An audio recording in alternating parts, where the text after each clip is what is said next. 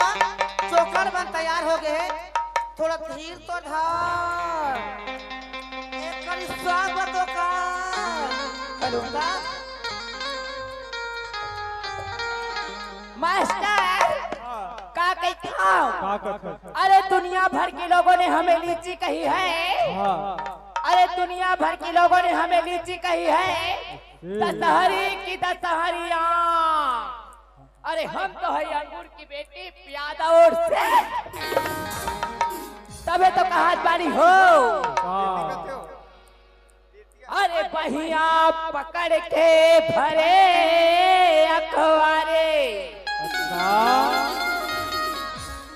अरे चूमेला होठवा गुलाली। अरे काशी कही हम अपने दुखवा भैया। अरे सैया मिलले बासराबी। ओ मास्टर रेडियो ले बुकी घड़ी हो। कहाँ जोकर भाई मन कमेटी निकालना है। काबर अमन सियान मन बैठे हैं ना, सियाने साने जो भी करें वो जो बैठे ठीक है। आप मन गात हो बजात हो हमें खुशी है। बसरते हमारे कहे के मतलब एक टनिक हमारा कॉमेडी चाहिए। लेकर मन बैठे कॉमेडी के आधार से लिखना है। आप गाना गात हो कुछ भी करत हो अलग बात है। बसरते का मालूम है गाँव के एक रिक्वेस्ट है नहीं कि मतलब कॉमेडी आप गाना गाओ तो हमें खुशी है।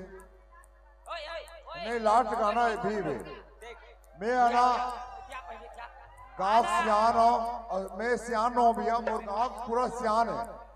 मोरे एक अथॉरिटी है बोले कि गाँव वाले मन भाई मन बोले है तेकार आधार बोलत हूँ हम कुछ नहीं कर दीदी चोकड़ा लेना तो आप बता दे रे मस्त। बहुत बहुत धन्यवाद। मोह कहा था अरे बहिया पकड़ के भरे अखबारे। अरे चूमेला होठवा गुलाली। अरे काश कही हम अपने दुखवा। अरे सैया मिला ले बासनाबी। अरे सोते रे सगवा खटिया पे। अरे सोते रे सगवा खटिया पे। अरे सजिया सजाई के सैया जी सैया जी। अरे सैया जी दिलावा हमारेला समझा बिछाई के। सैया जी दिलावा हमारेला समझा बिछाई के। सोतेला सगवा खटिया पे। सोतेला सगवा खटिया में लजिया सजाई के। सैया जी दिलवा मांगे समझा बिछाई के। सैया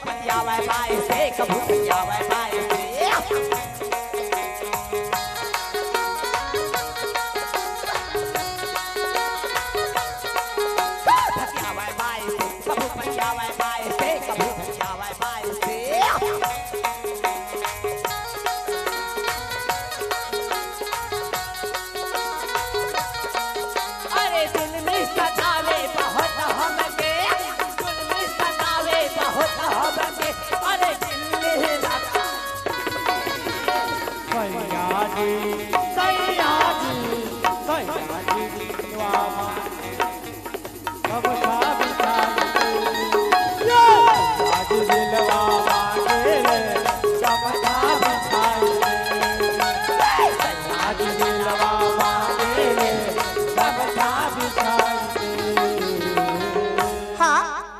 जोकर मत यार हो गए। एक तो लास्ट गाना है, एक छोटे से बस गाना है भैया। ए हम लास्ट के गाना था जोकर मनी कली ए मां नाचना नहीं है।